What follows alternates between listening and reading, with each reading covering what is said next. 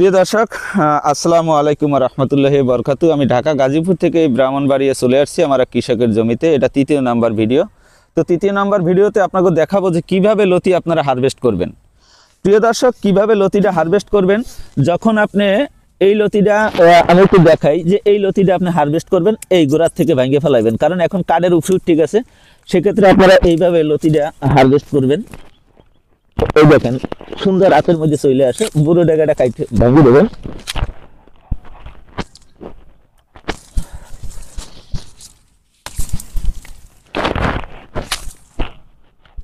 প্রিয় দর্শক, দেখেন আমি লতাগুলো হারভেস্ট করছি।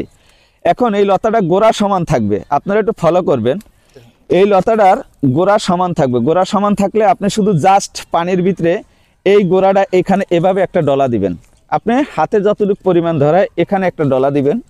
ডলা দেবেন, এই যে ডলাটা দিবেন এটা অবশ্যই পানির মধ্যে থাকতে হবে। একটা গামলা, বড় গামলার ভিতরে আপনি শুধু গোড়াটা, আর কোনো কিছু লাগবে না, শুধু গোড়াটা আপনি মনে করেন এই পানির মধ্যে নেবেন, নিয়ে শুধু এইভাবে হাত থেকে ডলা দিবেন। ডলা দিলে আপনি মনে করেন যে পালার ভিতরে উড়িয়ে দেবেন। একটা এলাস্টিক হাতে নেবেন, এলাস্টিক, টাকা বান্ডিল করার এলাস্টিক পাওয়া যায়। এলাস্টিকটা সুন্দর এইভাবে হাতের মধ্যে দিয়ে মোড়াইয়ে আপনি বান্ডিলটা থুয়ে দেবেন। তো আজকে আশা করি বুঝতে পারছেন যে কিভাবে লতি হারভেস্ট করা লাগে। দেখেন এই যে গাছটা আছে, এই লতিটা এই দেখেন আমার হাতের মধ্যে আয়ে পড়ছে। পরের লতিটা কাটার উপযোগী, এই ডিগাটা সেরবেন, আগে সিরে এই লতাটা হারভেস্ট করবেন। কিভাবে হারভেস্ট করছি এই বিষয়টা আপনাদেরকে জানাই।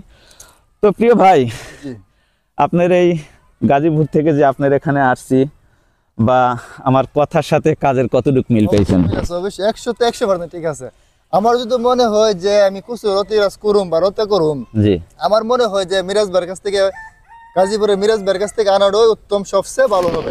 আচ্ছা, গত বছর তো যে 2 মাস পরে রতি কাটবে, হে জায়গার মাঝে মিরাজ ভাই মিথ্যা কথা বলে, যে মিরাজ ভাই বলতে পারে যে না 1 মাস 10 দিনে 5 দিনে রতি হারভেস্ট করা যায়, কিন্তু মিরাজ ভাই বলে না, কারণ মিরাজ ভাই ধোঁকাবাজ না। আচ্ছা, যাই হোক, আমার এখানে কোনো লতা পাতা হয়ে যায় মাথায়, এরকমের কোনো লতি পাইছেন?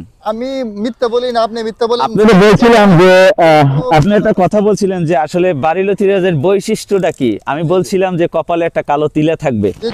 প্রিয় দর্শক, যত গাছ আছে 100% আছে, 100% আছে। একটু কাছ থেকে দেখান, কারণ দূর থেকে যেহেতু আসবে না, সেক্ষেত্রে একটু কাছ থেকে দেখান যে তিলাটা কেমনে দেখা যাবে। 100% আছে, 100% এই যে তিলাটা, হ্যাঁ, 100%। শুধু একটা পাতা দেখামো কেন, 100% হাজার হাজার পাতার মাঝে, সব গাছের মাঝে পাতা আছে। এই যে ছোট কচি পাতায় দেখা যায় তিলা। আচ্ছা, আমি বলছিলাম যে বাড়ি লতিরাজ অরিজিনাল এক যেটা, এটার কপালে কালো তিলে থাকবে, তাহলে সব গাছেই আপনার তিলে আছে। হয়তো দুই একটা যশোরের জাত আপনি আগে এখানে চারা আছিল। হ্যাঁ, আচ্ছা, আপনি এই যশোরটার আসলে কতদিন পরে লতি পাইছিলেন, বা কেমন আয় ব্যয় হয়েছিল আপনার যশোর থেকে? এটা বলতে গেলে বা যত বছরে যশোরে আমি লতি কাটছি, কাটার পরে কাটছি যে আপনার 2-2.5 মাস পরে কাটছি, কিন্তু কাটছি যে মানে এত সীমিত। আপনার সাথে আমার পরিচয় হয়েছিল কিভাবে জানি, যশোরের লতিরাজটা ভিডিও পরিচয় ছিল। তারপরে গতবার আপনার পরামর্শ নিছি, নেওয়ার পরে কিছুটা আপনি হয়তো ওই যশোরে কিছুটা লতি পাইছিলেন, আপনার পরামর্শ অনুযায়ী। কিন্তু যশোরে প্রিয় দর্শক, ঘটনা হয়েছিল যে ভাই যশোরের চারা আনার পর আমার ভিডিও সামনে পাইছে পর যশোরে ওরা পরামর্শ দেয় না আপনাদের, তাই তো? জি জি, দেয় না, 2 দিন 4 দিন পরে ফোন ধরে না ওরা ঠিক মতন, কিন্তু পরামর্শ আপনারে ভালো দেয় না। লাস্টের দিক থেকে আমি পরামর্শ দিয়ে আপনার কিছুটা টাকা হয়তো আয় করে দিছিলাম মনে হয় যে।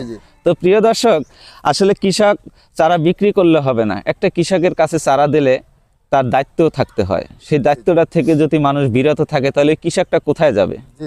মনে করেন আমি জানি, বুঝি, কিন্তু বুঝা আমি আপনার ফোন রিসিভ করলাম না, আপনার সাথে কথা বললাম না, আপনি তো ক্ষতিগ্রস্ত হয়ে যাবেন।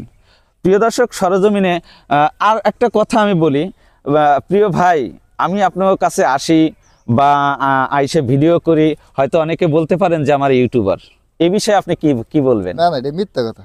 আসলে ইউটিউবার না, আপনি আসেন কৃষকের মহব্বতে, কৃষকের ভালো মন্দ। প্রিয় দর্শক, আমি চোর না, আমি বাটপার না, আমি সিটার না, কারণ আমি জাত দিছি অরিজিনাল, ও আমার বহে ক্ষমতা আছে। আপনি একটু দেখেন যশোরের যারা, তারা যশোরের বাইরে যাইয়া কোনো ভিডিও করতে পারে কিনা, কিন্তু আমি দেখি না। হ্যাঁ, আপনি একটু দেখেন তো যশোরের যারা, যশোরের বাইরে কোনো ভিডিও আছে? না না, বাইরে ওরা জীবনে কিন্তু যশোরের বাইরে ভিডিও করতে পারে না। কারণ কি প্রিয় দর্শক, এখানে একটা কথা বুঝি, যশোরের জাত খারাপ না। দেখেন ওদের সব জমি বৈশাখ মাসে রোপণ করা, এখন ওরা কোনো জমি রোপণ করে না, শুধু বৈশাখ মাসে রোপণ করে। বৈশাখ মাসে আমি হাজার হাজার চারা আছে যশোরের, আপনারা নেন, আমার 2 টাকা করে দেওয়া লাগবে না, আরও কম দিলেও আমি চারা দেবো যশোরের। কিন্তু বিষয়টা হলে যশোর এখন রোপণ করলে আপনি ক্ষতিগ্রস্ত হবেন। আর এই বাড়িলতিরাজটা রোপণ করে বৈশাখ মাসের 4 মাস পরে ফুল আসে, ফুল আসেই না এই বাড়িলতিরাজে। কিন্তু বিষয়টা হলো কি যে আসলে অরিজিনাল জাত চিনতে হবে, আপনারা অরিজিনাল জাত না চিনলে ক্ষতিগ্রস্ত হবেন। তো প্রিয় দর্শক, এটা 3য় নাম্বার ভিডিও।